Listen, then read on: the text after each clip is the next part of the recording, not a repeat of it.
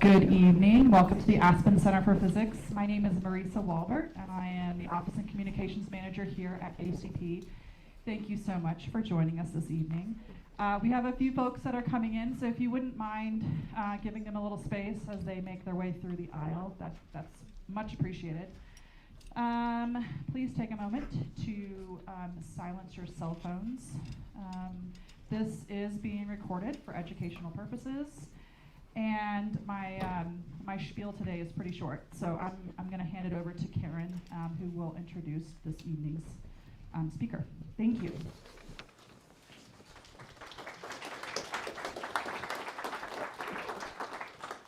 All right, welcome everyone to the last public lecture of this winter's season at the Aspen Center for Physics. I'd like to start with a big thank you to the Nick and Maggie Wolf Foundation for sponsoring this lecture and all the winter public lectures since the very first winter conference in 1985. So if we can have a little round of applause. So my name is Karen Rabe.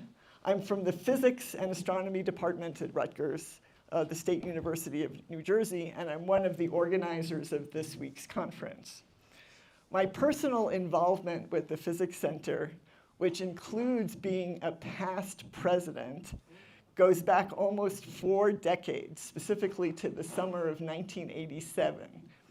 This is long before many of our conference participants were born, a fact that they do not hesitate to point out when this comes up. I was born. So is there anyone in the audience who will admit to remembering the 1980s in Aspen along with me? Super cool. Okay, now I feel good. I think you'll agree there have been a lot of changes over these years, but 2 important things haven't changed. The first one is just the incredible natural beauty of Aspen that just brings keeps those of us who don't live here coming back, and which sustains those of us who live here, those of you who live here. Also, what hasn't changed is the Aspen community's commitment to the arts and the life of the mind. So this is what makes Aspen different from just any other mountain town.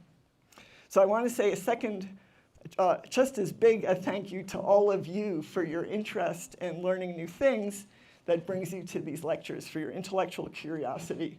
We couldn't have these lectures without you, so thank you. Okay. Let's thank each other. So to show our appreciation, at the center we work hard to choose the clearest and most engaging speakers who are at the very top of their fields. So it's my pleasure to introduce to you tonight Professor Jairo Sinova. He is the Alexander von Humboldt Professor of Physics at the Johannes Gutenberg Universität in Mainz, Germany. He is exceptionally cosmopolitan, even for a theoretical physicist. He was born in Spain. He did his PhD in the US and was a professor at Texas A&M from 2003 to 2014 before taking his current position in Germany. I took this straight from the Alexander Humboldt Foundation profile. As a postdoc in 2003, Jairo Sinova became famous overnight when he discovered the intrinsic spin Hall effect. Currently, he's the director of the research center at his university in Germany called Spin Phenomena Interdisciplinary Center, which has the acronym SPICE. So this combined talent for scientific discovery and for coming up with great names for things also led to the topic of our conference and of tonight's lecture. This is a new type of magnetic material. It's not a ferromagnet, it's not an antiferromagnet, but it's a magnet that combines the best features of both, called an altermagnet. So I will now bring on Jairo Sinova to tell you all about it. Thank you very much. Thank you. Thank you, Karen. Thank you, everybody. Can you hear me okay? Yeah? So it's a pleasure to be here. Almost 2 decades ago, as Karen was saying, I did talk about the spin Hall effect or some other discovery of sorts. But it's a pleasure to be back decades ago, as like one of my colleagues says, that I do things decades ago as well, to tell you about this story about altermagnetism with a bit of a provocative title that some of you may think about what it means, etc., that I'll try to bring to light. But today's story, particularly, is a very interesting story also from a human perspective and from a perspective of how to view things. Because it's really a story, okay, let's see, yeah, of missing the forest for the trees. This is one of those things that, in fact, should have been discovered before I was born, yeah, which was not the 80s, it was the 70s, but early 70s. But on the other hand, if you see, once you see them, once you actually change your light or change your new glasses that you can bring into play, you in fact see them immediately. Like in that tree that I showed you, once you see the owl in that tree, it's difficult not to see the owl. Yeah, but it's an owl, and it's not ChatGPT. Yeah, it's a real picture. Yeah, so this is one of those things that altermagnetism, which has gotten people very, very excited for many aspects of the possibilities that it gives us for the future in terms of scientific discoveries and connectivity to other areas, has gotten many people excited. Yeah, but it really was one of those ideas of looking at different perspectives, looking at how to look at the world from these new glasses. Now, you guys have many talks, many public talks with many different areas of different types of physicists. So I wanted to also start with you today. So today you're going to have a whole range. You're going to learn about the different types of physicists that are there, what we as solid-state physicists get excited about, and quantum mechanics 101 in about 10 minutes. And then we're going to talk about maybe altermagnetism at the end. Now, because I wanted to talk about this perspective that we have, I also wanted to talk about the types of physicists that will search for that. Now, typically, physicists, just like kids, they're all different. But typically, you can also have, in a large grouping, yeah, you can put them in 3 groups. I will put them in 3 groups. There's the kids that once you put them together, then you give them toys, and they love these aspiring physicists, the future physicists, that they just love to just smash the toys in smithereens. Yeah? These are the particle physicists, the high-energy physicists that build these beautiful, high-energy bazookas. Yeah?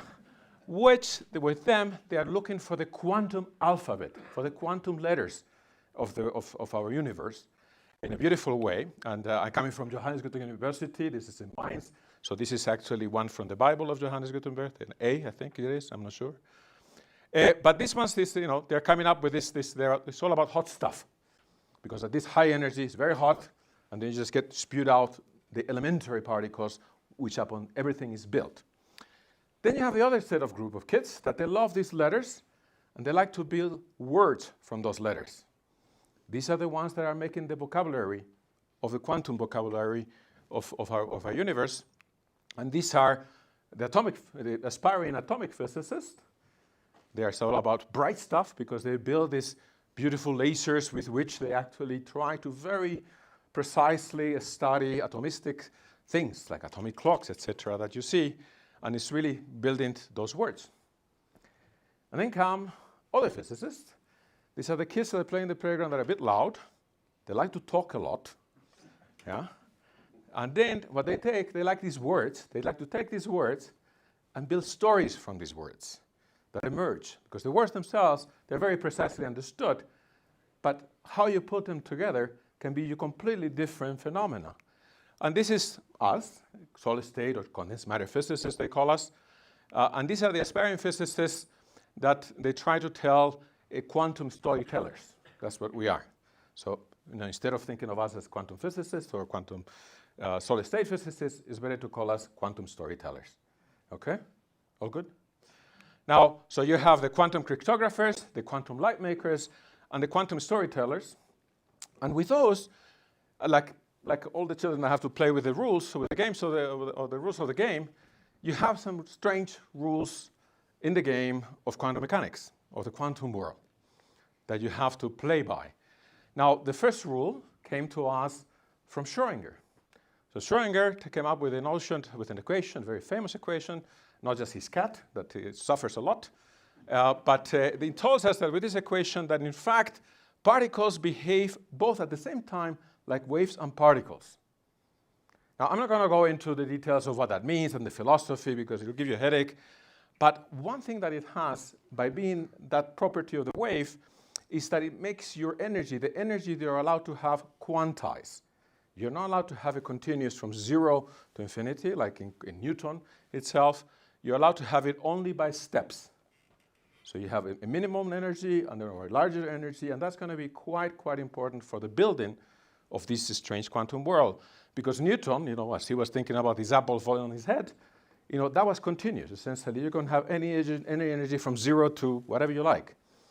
Okay? But the fact that this property of all the particles that were built upon have only just quantized behavior really comes from this duality of behavior.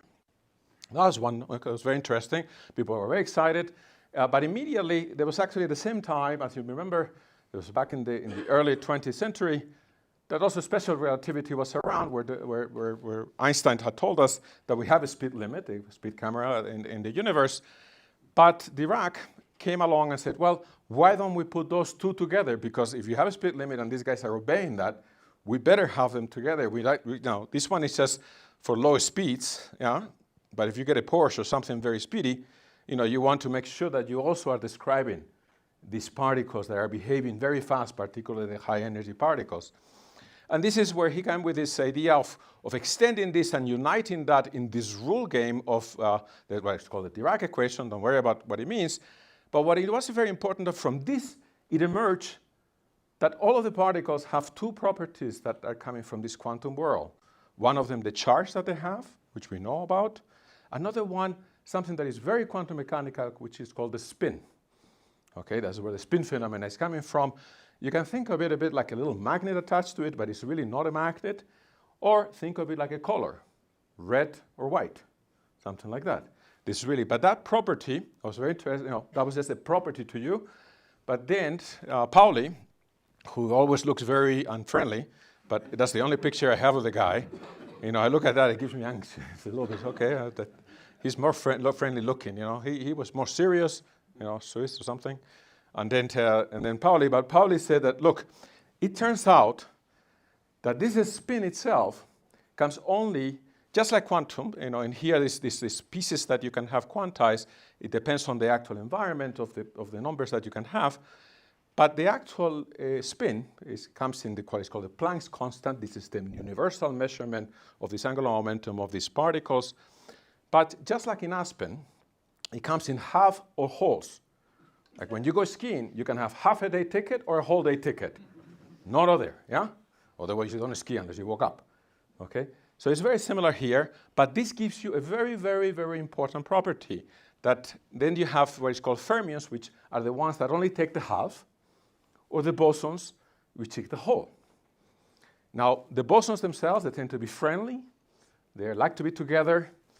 They actually are the ones that creating the interactions between the fermions, in fact, of how they interact. And the fermions themselves are a bit antisocial. If they have the same color and the same properties, they cannot be at the same place at the same time.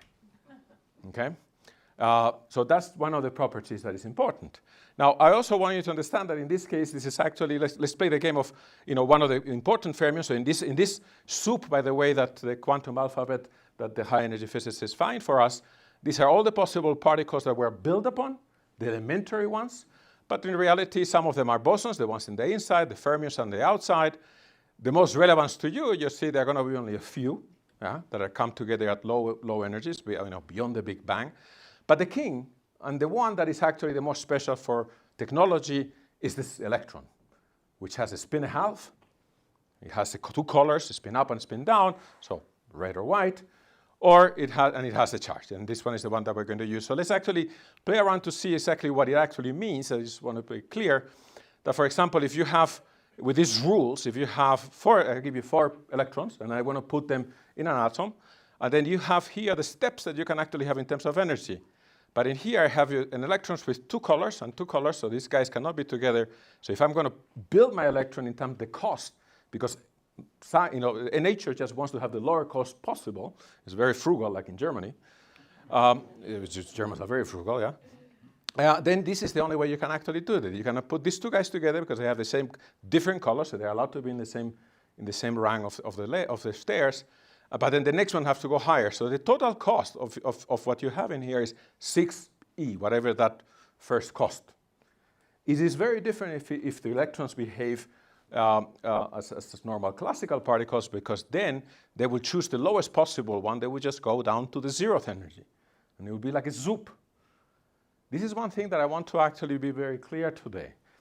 Often I see when I talk to friends or the public or people that are not in science, which is many of my friends, as a wine connoisseur that I do a lot, they say, oh, quantum mechanics, it has nothing to do with me. We live in a normal world. It has everything to do with you. If it's not for Pauli's exclusion principle and quantum mechanics, you would not be here.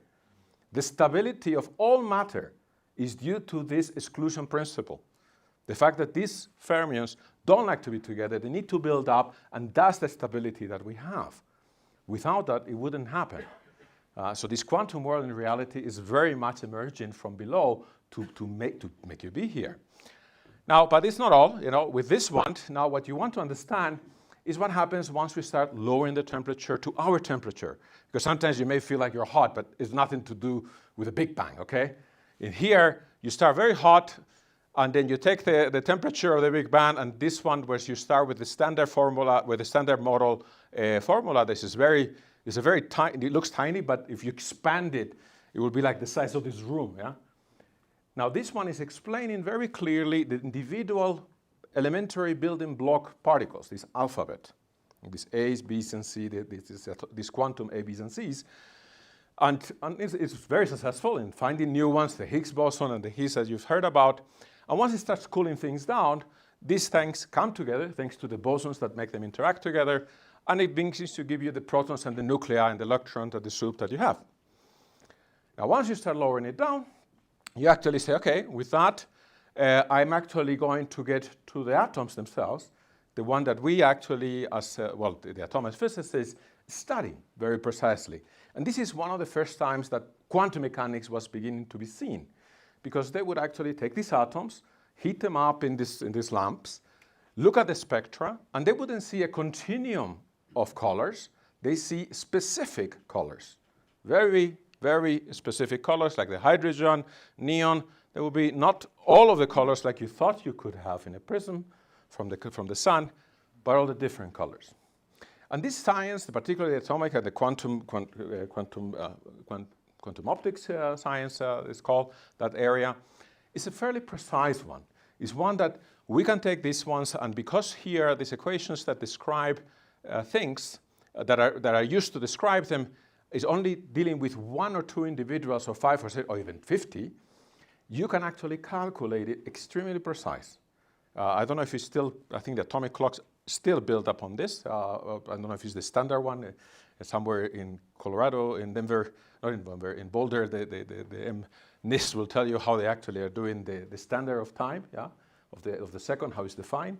But typically it's defined by these transitions. They're very, very precise. And typically the same as these particles. They are also very precise for 1 or 2. Okay? But this is not the world we live in. It's not the world of the quantum storytellers. What we get fascinated about, what we find really amazing, is the emergence of what happens when many individuals, which we individually know very well how we interact with each other.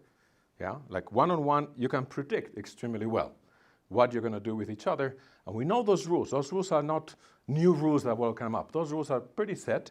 But with those rules, you can have a lot of things happen with a lot of complexity that emerges. very equivalent to what I mentioned about these words being put together in many, many, many different stories.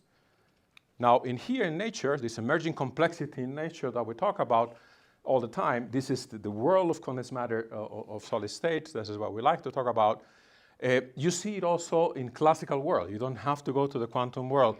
When you see these patterns from the birds and even to the seeds on the sunflower, all these guys, the snowflakes, this is the idea that simple rules with each other can create enormous complexity. It's not like the birds themselves know, oh, hey guys, let's just make a bird. No, they just know, the guy, I have to keep this distance from you, from this distance from you, this distance from you, and that emerges from the simple rules that the bird follows once they come together and begin to interact with each other. This is beautifully stated in one of our most famous, probably solid-state physicist, Anderson, who stated that in nature, more is not more is different. Okay? Now, from this, I'm going to keep telling the time. How long time do I have, by the way? Just make sure that I don't run out. I'm going to tell you in Okay. 25 minutes that you have 5 more minutes. Okay, well, You have half an hour. I'm a Spaniard. I can finish this in 2 seconds if you like, but better not. All right, so now we keep cooling down. So essentially, in the world of the atoms, once you put the atoms together, of course, you're going to get these materials that are interesting in themselves, like the wood, like the metals, etc., that you experience. But those are fairly easy, not fairly easy, but we understand them, how it comes together. But sometimes, as you lower the temperature, what is amazing is that all of these, the numbers is staggering. It's not billions. These are billions upon billions and exponential. Avogadro's numbers, 10 to the 23 and more, decide to collaborate together. And individuals that will act to individual or be mashed as you're going in a crowd and then it's difficult to walk together, all of a sudden the crowd just goes, boom, we're all together, one. All together, one. That is the most amazing thing if you think about it. Now, in this here, you have example of superconductivity, which I'm sure you have had many public talks about it. Bose-Einstein condensate for sure, because it was actually discovered in Boulder. Quantum Hall effect, superfluidity. But today, I really want you to make the point that every day you're interacting with one of the most quantum emergent phenomena that we know about. It is the quantum world saying hello to you every day. This is magnets, a ferromagnet. It's a normal magnet. It's a little guy, it's like that means nothing to you, maybe because it's been around forever, for 3,000 years. It's a magnesia, this shepherd. Notice that the iron was actually stuck to the magnesia, but this is why it's called magnetism, by the way. But this one is the one of the focus, particularly of all technology. Now, I want to explain a little bit of what it means, of how it's happening, because what you have in here is essentially that at higher temperatures and normal temperatures is like a normal metal, and it means that it's made out of electrons and the nuclei that are the nuclei that are built in the systems, how you actually arranging the atoms in your system. But the spins are pointing everywhere. It's kind of randomness. As you lower the temperature, now these electrons are very happy running around, and because they're running fast, typically there's a competition between how fast they're running, how much the cost of that, and the Coulomb interaction. The energy, with how close they are to each other, and this energy.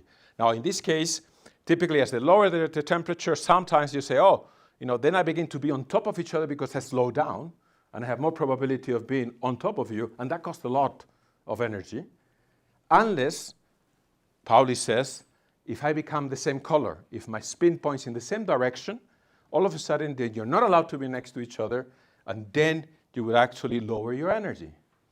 So it's one of those things that as you lower at the exact same temperature, all of them decide to line up. All of them. Just imagine that we in the whole world, at one temperature, a lower temperature, and I say, okay, all point in that exact direction. Let's do it. Point, yeah? See, now you're quantum. Now, this is like in this little magnet that I have here. I have to wear that because otherwise my president will complain. Now, in here, in this little one, it's like having all the electrons that are pointing in one direction. It's like the entire world pointing in the same direction. If you think of the magnets on your refrigerator, it's the entire universe, including the aliens, pointing in the same direction. This is how amazing it is. This is quantum pure, quantum emergence pure that you have. Don't look at a magnet ever again the same way. Please. Yeah? Now, with that instead, this is the universe. So we know we go to the electron, which is the one that is generating, these guys that are coming along together. How do we use that in technology? Because this is very relevant for your technology. The charge, this is what we use in the transistors to actually process all the data that you have, that you need to process. That's very important. And then you have the quantum spin, as I mentioned, that gives you the magnetism. But this is where all of the data, particularly we live in the age of data. We're in the AI age of data.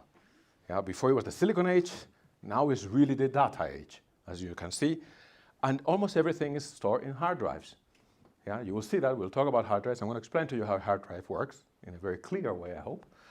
And tell you, that in this case, you will say, oh, my iPhone is not the hard drive, but every picture in your iPhone is about 10 times or 20 times produced in a hard drive. Now, how has this evolved during the time, during nature, with this evolvement of the storage of information? You can see here that it also took, sometimes we do this workshop where we do this very fundamental science, similar to the spin Hall effect we took 20 years ago, which in fact now are in MRAM memories. And then there's actually a particular discovery. This is called GMR, giant magnetic resistance, or tall magnetic resistance afterwards, where essentially we went from all analog that we had here, and I'm contractually obliged to tell you that the best example of analog is Gutenberg Bible. Yeah? Then there's the rest, yeah. And then now everything is digital. You can, now it's just like all gone. It's like all 1999, all you want. Okay? Now, all of these things is in fact shown to you here by these hard disk drives, which you can see very nicely, you see. I'm going to open it, don't worry. Okay? So this is the hard disk drive. It's very important. Don't worry, it's already broken anyway. So this is actually how it works, but I thought it better to explain it in a way that many people can understand. So how do we store digital information? So as I mentioned to you, what you really need is an electrons, ferromagnet with two colors. So we have two colors. There's the white, and there's the red. Now, here I have a wine hard drive. Okay, but it's a hard drive nonetheless. So you want to actually, this is the write head. Okay, so we have the write head, so you try to write. I'm gonna do that one. No, it's a red. That's a red. And that's a white. This one went away a little bit when I moved it. Don't worry about it. It's another white. Another red. And then, sorry, didn't want to do that. I want to do a white. Now, this is the writing. Now, the reading in this case has to do with tasting. That's red, very nice. That's a white. Could be better, that's just. All right, it's also white. Anyway, you get my point. But you see now you have white, white, red, red, white, red. That's a wine bit. Yeah? It's a digital wine bit.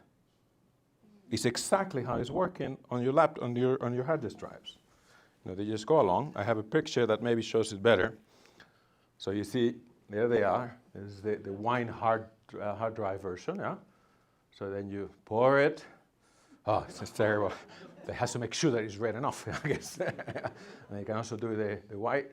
Then you have to rotate fast without it, slushing around, But the point is that it's actually these guys. Okay, let me put this away. Maybe 1 second. I don't want to. That these guys are very, very fast. Yeah. This is exactly how it's working. Unfortunately, in this picture, the hard disk drives, as I showed you, and you can see it here. You see? You can see how it's you don't see it. Sorry. Isn't here. Yeah? They are running around very, very fast and actually reading the red and white. So it will be white in here, I'm sorry. Doesn't know, the electron should know it's white. But all of these things in the storage of information. And these are absolutely amazing things, okay? I want you to understand how amazing they are. They actually operate at speeds that any faster rotation will break the material, okay? And how fast they're actually going and recognizing things. Imagine that I strap you, I say, you're a fighter jet pilot now. I'm going to put you in a fighter jet, a very good one, going about Mach 4. That's about the experimental one, but it's going to make it, yeah? But I'm going to tell you that you have to actually fly around the world and look at every house, and this is where we're going to do the light on or off. Is the light in the house below you that you're flying on or off? That's where the data is informed. Do you know how close you would actually have to fly to the ground to be equivalent to what this is doing? Going Mach 4, the size of a jet, above the ground and telling me the lights is on and off. It's about a centimeter. So when this crash, it really crashes.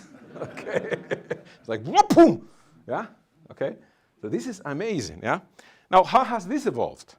Well, it turns out that it has evolved very well for a few decades. In the 80s, 100,000% improvement. Because all of the ones that were born in that time, we remember, oh, I have, 5 megabyte drive. Ooh. Yeah? That doesn't work anymore. Yeah? Same thing happened in the 90s, 100% rate of improvement. But then, since the 2000s, mid-2000s to now, only 30%, factor 1.3. In the last 15 years, only 30%. And we have not used any less. You see, when you actually use data, the data costs. It's not free. It's not green, okay? Now, we had Moore's law, which was more of a business law, that every 18 months things double or something like that in order to keep us buying the new laptop. But nowadays, because of the AI, particularly the data that we actually need to actually create all of this information that we're connected to, is actually gone berserk. This factor of 12 more is in the exponential, to the point that many data centers use far more energy than many small countries. You need to put this in context, because here you have, I'm watching YouTube, I'm guilty of sin as well, yeah, all the time, and all these phones and all this stuff. Every 100 Google searches boils a liter of water. And we do 15 billion searches per day. Just YouTube itself uses, the Google searches uses Denver's entire energy per day. Just to know what's the weather today, or what's the name, yeah? YouTube is using 80% of the energy from Colorado. What? It is true. I've had one for Frankfurt, a version, when I gave it in German, yeah? So it's about 10% of the energy in Frankfurt is actually used by those in cell, yeah?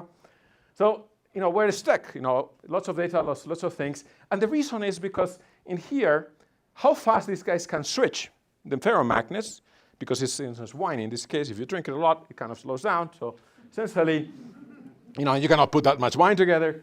So it's important that it has a strong color, that you have this white and red, which is really, really important. But in this case, it has a speed limit, that is gigahertz.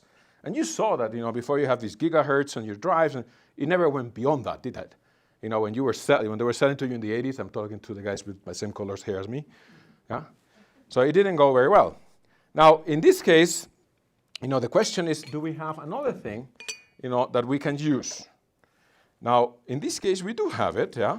It's called an antiferromagnet, which some of people know. So in terms of the spins pointing all along the same direction, then it just means that we all get together, but you say, you up, you down, you up, you down, you up, you down. You see it? You see what I'm saying? Essentially, you're red or you're white, you're red or you're white, you're red or you're white. Now, we do have something like that as well. I just wanted to explain. Yeah.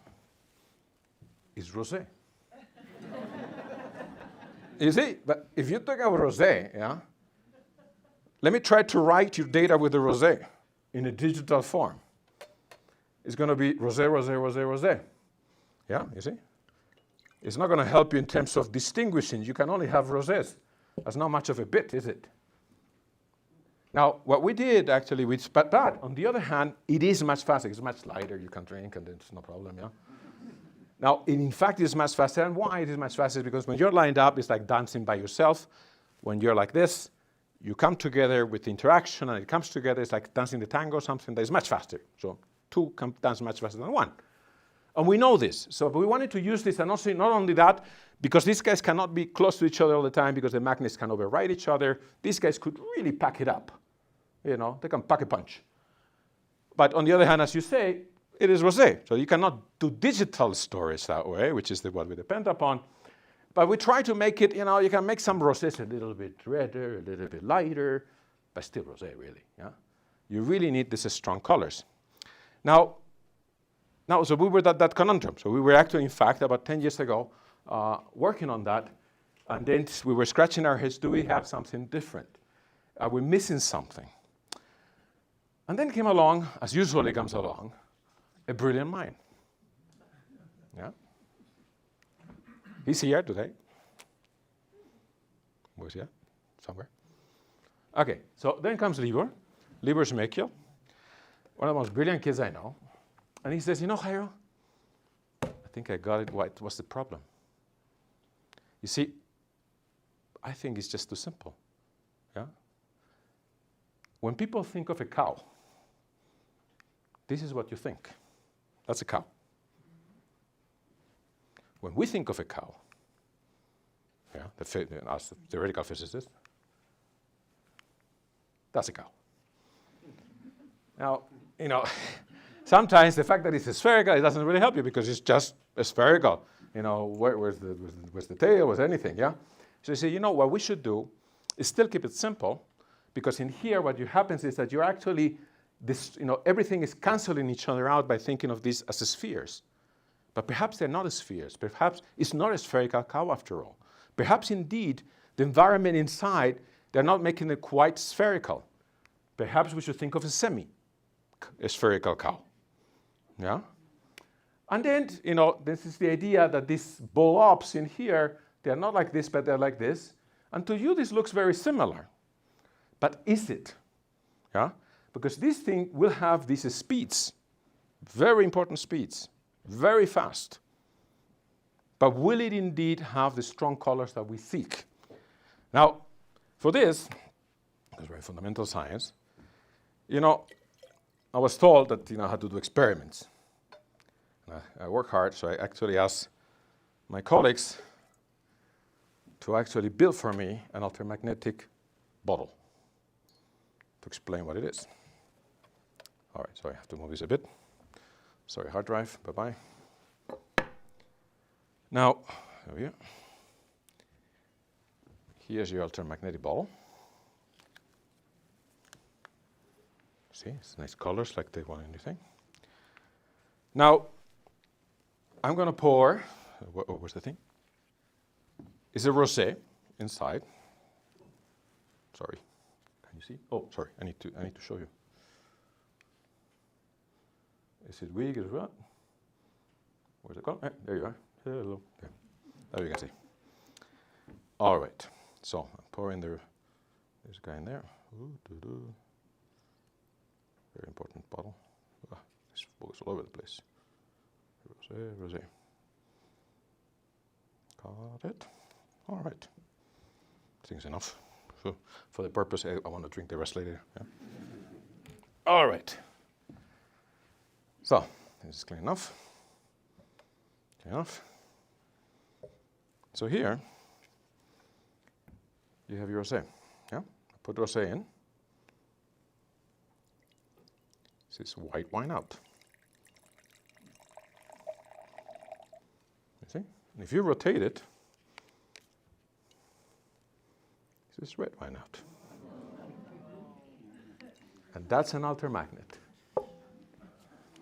Something that is rosé, that has the speed of a rosé, but then now, depending on the direction, you actually, in fact, will have very strong color one direction or another. And this is the thing that we can begin to use to actually try to replace this thing, because it's the first time that we have a physical path that allows us the ultimate version of data storage that we could do. We wouldn't be limited by this. It can be limited technologically. There's many things that can stop you technologically in terms of materials, etc. But that's one of the amazing things, that essentially depending now on the direction, on these materials of how the atoms are arranged, you have very strong color one way and very strong color the other way. I want you to also see it, because when you see these blobs, and this is the idea of these glasses of missing the forest for the trees, you just see, okay, look, to me, this is still looks like rosé. You know, it's just kind of like, you know, red and white. Well, not white because it's the colors that Libor chose, but okay.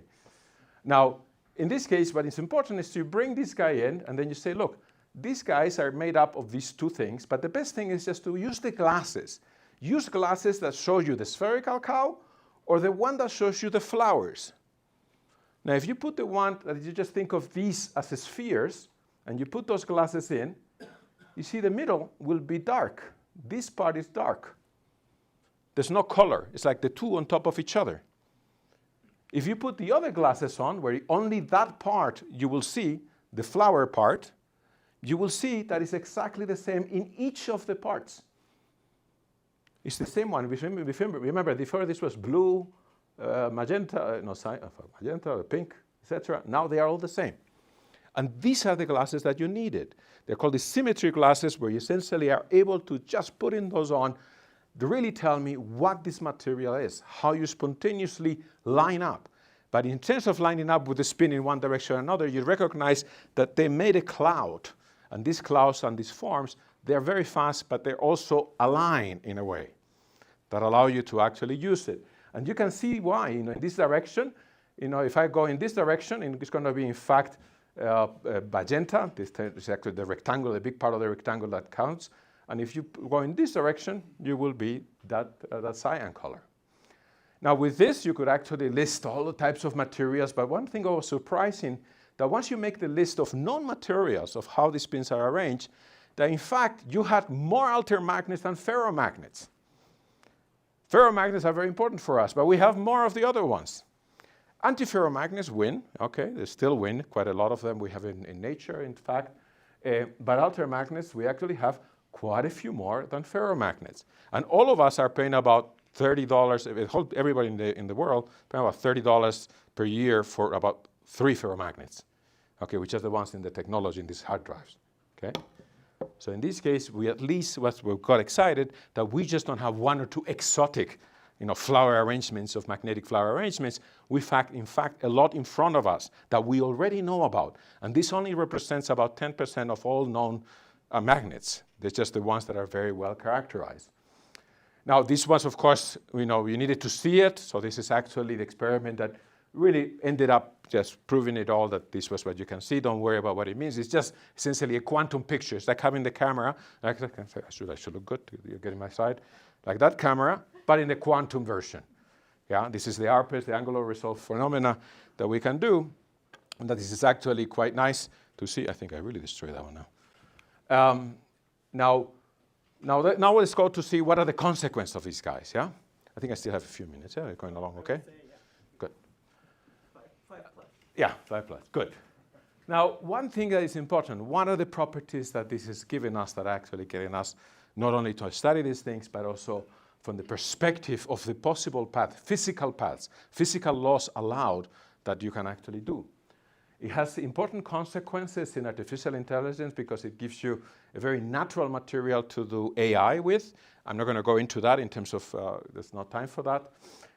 But it is a natural material because it goes at the speed of terahertz. That is light speeds as well, essentially a frequency that you can actually connect to the internet networks with fiber optics. And it's about 1,000 times faster than the one we have with electronics connections. And it's the ultimate storage capacity.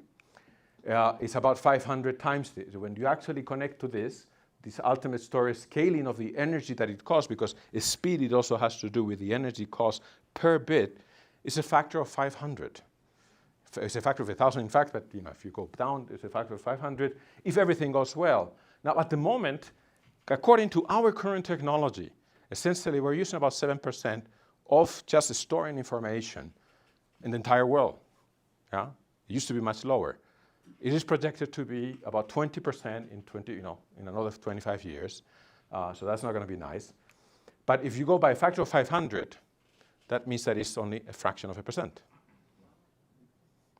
if you can actually convert that technology to that. I mean, it has similar facilities, but even if you go apart, this is the part that I said that it could save us from the perspective that it can give us very green storage of information technology. Okay. Now, on the other hand, it also has another important functionality, which is also very important, that you guys may know that we have this idea of what is called the communication gap. Electronic connections in your computers, etc., they go up to gigahertz speeds, because typically it's with different frequency signals that we connect different devices. But then after that, between 0.2 and 3 terahertz, there's almost nothing. There's a bit of a gap, it's like abysm, yeah? You can go very fast in here, very fast in there, and kind of a very bad bridge in between in terms of materials, yeah? Just from the point of view of electronics. These ones, on the other hand, are very natural materials to create that bridge, because they operate both in the gigahertz, in the low frequency range, as well as the terahertz. So with this, you can in fact build a beautiful altermagnetic bridge, yeah, to the communication of the data storage of how you're sending information from one to the other. Now, the next one, of course, is that once you have this, and then, of course, the idea is that with that, you can connect very seamlessly and efficiently to the Internet of Things and all the devices and all the sensorial devices that feed back to all the network of information, as you may have heard in some of the workshops here. Now, of course, you also go back to the AI aspect. Yeah? Now, AI is also something that is developing a lot, very, very fast, to the point that it's a bit scary sometimes. And it's essentially this idea of brain-inspired computing. This is the idea that essentially we're actually creating these neural networks which came actually, in fact, from study spin glasses, okay, some solid-state emergent phenomena. But instead, you're trying to make this that the power consumption that we have in our brains, we're extremely efficient. We're one of the most efficient machines ever, but also pretty slow, okay? If an athlete starts the race, at the same time as the gun, but within a hundredth of a second, that's a false start, even if you did it exactly at the same time, because our brain capacity cannot react faster than a hundredth of a second. Okay, it's not allowed. Yeah, this is where you get the false start. So you try to guess it, but sorry, wrong guess. It's not physically allowed. On the other hand, here we actually seen a lot of development, but this thing is still built mostly about zeros and ones, making it look like the synapses and the brains. We are not having at the moment an analog version. It's like a circular version of technology that we're going to be doing. We're going to go from the digital to the analog again to actually be able to make it more efficient. But it's still slow, relatively slow. I mean, if you talk to ChatGPT and it answers you very quickly, hello, how you doing, yeah? But if you ask them for a hard picture or something, and it takes a while to make it. Yeah. For example, this notion of about 10 years ago when I gave a talk related to the subject in KTP, if you give a random picture, a random dot, they give you, this is from made up pictures of people. They don't exist. They're not built up on anything. They give you a random number like 2,575,000, and it gives you like one of those. Now, sometimes at the beginning, about 10 years ago, you could tell that, okay, something went wrong with this guy, really.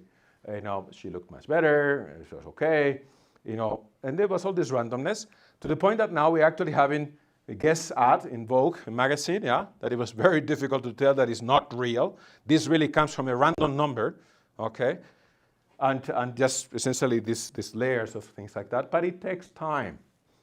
It takes a long time. It takes about a month to generate this thing, yeah. Now, of course, I told you that now we can do this with this hardware a lot faster. That also means that essentially you could do this in less than a minute. And you can imagine what it means. That essentially if you actually do the calculation of, very simple calculation of particularly this learning large language models of how it would be with the internet connectivity that now you have much more efficient. And if you create that machine, that brain machine, and there's just simple numbers, it's what is called a Fermi calculation that you make wild guesses that average out to normal, and you ask, how long will it take to learn everything about the universe up to that point that we know about, and then decide to keep us or not? It's a few minutes. So before you turn that on, make sure they know what that is doing, yeah? That's the only warning about it, yeah? And it's kind of like the 2001 with HAL, yeah? Hello, David, yeah? Something like that, yeah? Sometimes we as humans, we make our decisions nothing to do with logic, okay? Clearly, okay? Don't want to say why, but we have a very good example. It's all with the gut. But also it has happened in the history, Civil War, for example, a huge slaughter because of the strategies were not adapted with the technology running us. So in this case, technology is going very fast. It's time to also come together to make sure you predict what that technology is going to do for you in the future. Now in this case, I leave you with this, that we have in here in front of us what is called this Moonshot discovery from the point of view that we have been seeking this ultimate way of storing data, of being very safe, of ultra communication, that comes with many, many excitement from the perspective of basic science.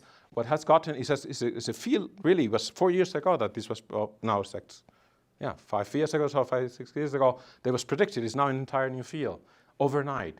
But not only because it was just related to magnetic spintronics, but because it's related to many other areas and gives you new light, new glasses, new perspective to look at things. Now, of course, it has important consequences in the future as possibilities.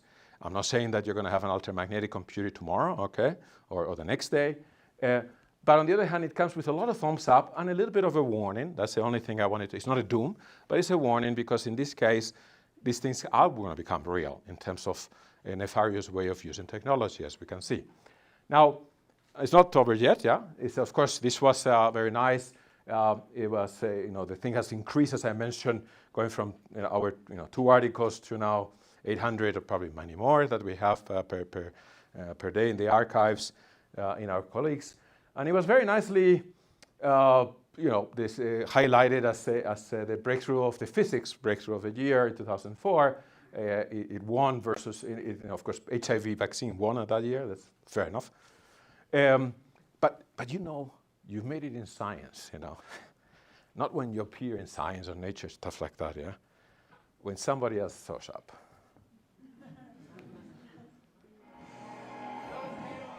Oh, sorry.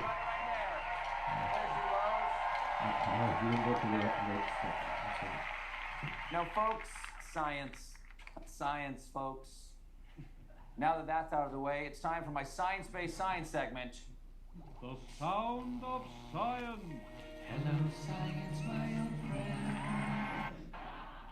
Next up, for the first time in nearly a century, physicists have identified a brand new type of magnetic material called altermagnets, adding that they're already here with us. They were just hidden to us. That's a little ominous. The altermagnets have always been here. Hidden. Watching. And they are displeased. Evidently, materials get their magnetism from their atoms. The atoms have spin, a quantum mechanical property bestowed by the atom's electrons. In altermagnets, the atom spins alternate, but not only are the spins of neighboring atoms opposite, but the atoms are also rotating. That's a little hard to follow. Thankfully, the researchers have also announced their discovery in layman's terms. Water, fire, air is dirt. Magnets, how do they work? Until next time, this has been The sounds of science. We'll be right back with Gene Smart. Well, with that, thank you very much. I hope you enjoyed it.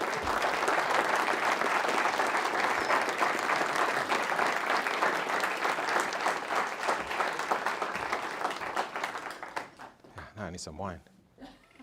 I'll take your questions now. I will have some wine. Why not rosé? Rosé, I like. I'm a heavy drinker.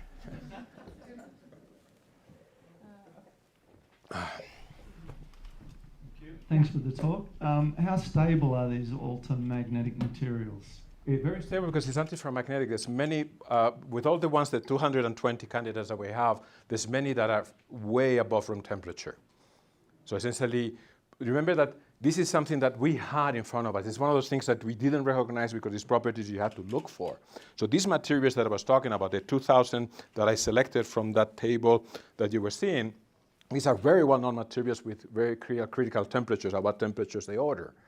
And quite a few of them are, because they're antiferromagnetic, they tend to be higher transition temperatures than ferromagnets. They're quite stable.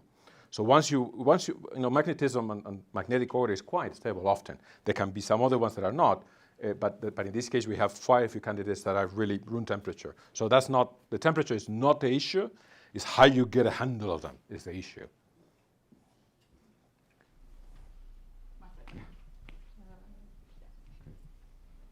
My colleagues are not allowed to ask questions today, by the way. What's the fastest timeline that you can imagine for some sort of computer hard drive with altermagnets? Let's see. So usually from the lab to the hand, from the discovery to the hand, it takes about 30 years, 20 years in technology. Now you saw sometimes that it can be very fast. So in this particular case, there is the actual aspect of the read and write, etc., like that. It will take. Well, let me say put it this way. Economically, from an economical point of view, it will take you at least a decade or more, because there's fab facilities built that essentially nothing of the future technologies will be allowed anywhere near those fab facilities because of the huge investment that is in there, even though you have a hard drive that can solve all the problems. Now, on the other hand, it can be also accelerated by laws, by science, but the scientific aspect that I like is that many aspects, if you're able to control the domains of how these flowers are arranged, then many things like TMR devices and that we have been discussing here with only 3 or 4 years from its discovery, they are actually very similar architectures. It's not a completely different architecture that we're talking about. It's just simply faster. So in that sense, from the perspective of having something that is prototype, I'm thinking 5 years, 10 years. So something that will be on your hand 20 or 30 usually. But I'm a theorist. What do I know? It works all in theory. Are there any companies that are now pursuing altermagnetism? Well, I don't know. I mean, it's 4 years. I always like that. I mean, I think there's many that are paying attention in terms of the possibilities. But as I said, at the moment, I think they're waiting to see what are the materials. Because the companies, they're going to invest usually not that crazy investments. Yeah, of course. There can be some angels who say, look, if you own some of this technology, you find that material of how do you have to build it and you own that patent. Fantastic, yeah, but we don't have that, actually maybe it's now the time to find those type of people, those angels. But on the other hand, they usually wait for materials that are also compatible with their fab facilities, etc. So I'm not aware of it, but you have to understand that this is just 4 years. This is like light speed in terms of discovery and development. We had ferromagnetism, these magnets that I'm talking about, for 3,000 years. Antiferromagnets is one of the last things that we actually discovered with Sinova superconductivities before. It's actually only 100 years. And we still are discovering many things from them that are still exciting. This is only 4 years. And my colleagues are telling me, but there's only like 4 or 5 materials. I just gave you a third of the 300 that we know about. So at the moment, the answer is no, that I'm aware of. On the other hand, there is a huge competition because now, China is investing here heavily from the research point of view. Europe, where I am also, of course, we discovered it there, so it's actually there, kind of leading some of it. In the US, I'm still a senior professor at Texas A&M still. I'm still bleeding maroon sometimes, yeah.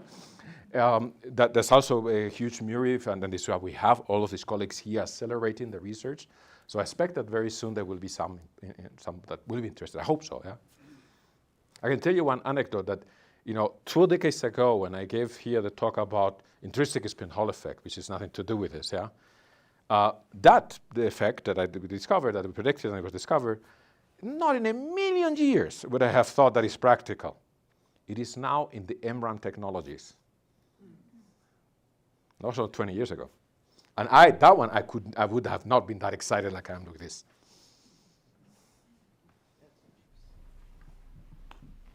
I'm not hardly excited, but I'm usually like. You said it could save us. What's the doom part? The doom part is that one that I was mentioning about that look, technologically, the AI, if you actually create something that is connected to the Internet of Things, that has that efficiency and that speed, if I mentioned to you at the very end that you could do a little calculation in terms of bits, data, how much these large language models do. Just those are not difficult to calculate, big numbers, yeah.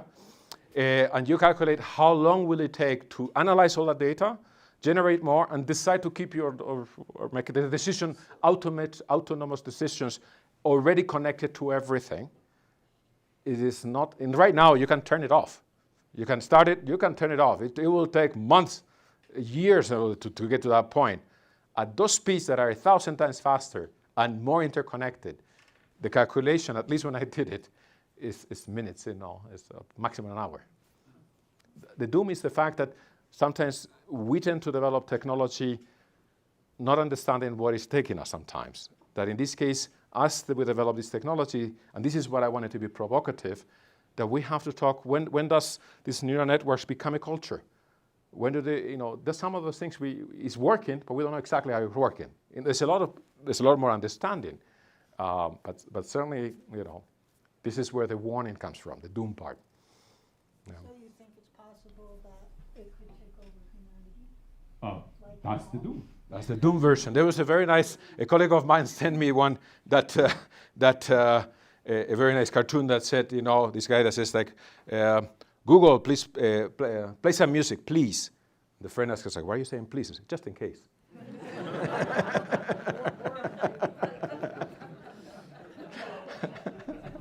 I have a doom follow-up question. Yeah, sure. Is there any risk to human health? Actually, the opposite. Let me tell you why. Because these materials, this actually phenomena that we have in here, a lot of these things that we depend upon in our materials, we depend a lot in our technologies, rare earths, which are very toxic, unfortunately, because of these heavy elements that we need to develop and to actually manipulate magnetism in this case, that we learn how to do this is actually what we were working 2 decades ago. These materials, on the other hand, because it has to do with how they dance together, you can do with light, abundant materials. So you can greenize these so I would say the opposite in that perspective. With anything else, I may be wrong, but I think in that perspective, it takes away that, politically sensitive and also green sensitive materials that we still depend very much upon, these rare earths. I mean, I'm sure there's some bad things about it, but I just like what I'm doing now. So in order to stay on the bus schedules, we're going to take one final formal question, and then we can follow up with some informal questions. So anybody want to follow up on the doom question, or want to start another?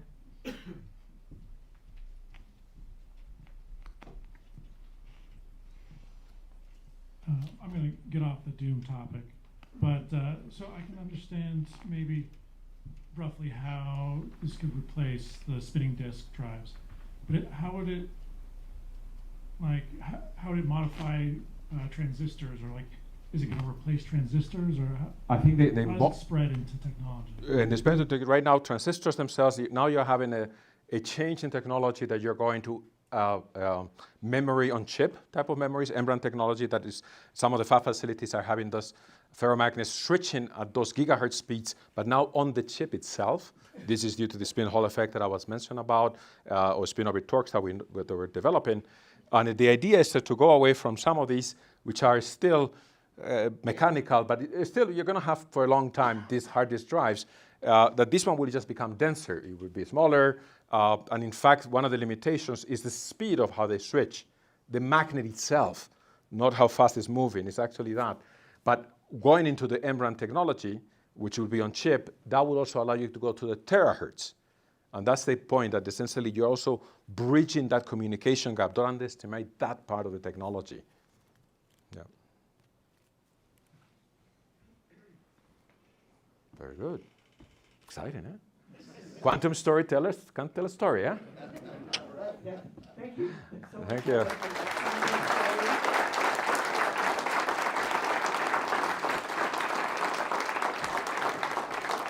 Thank you. Thank you, everyone, for coming and for contributing Cheers. to the excitement of altermagnetism.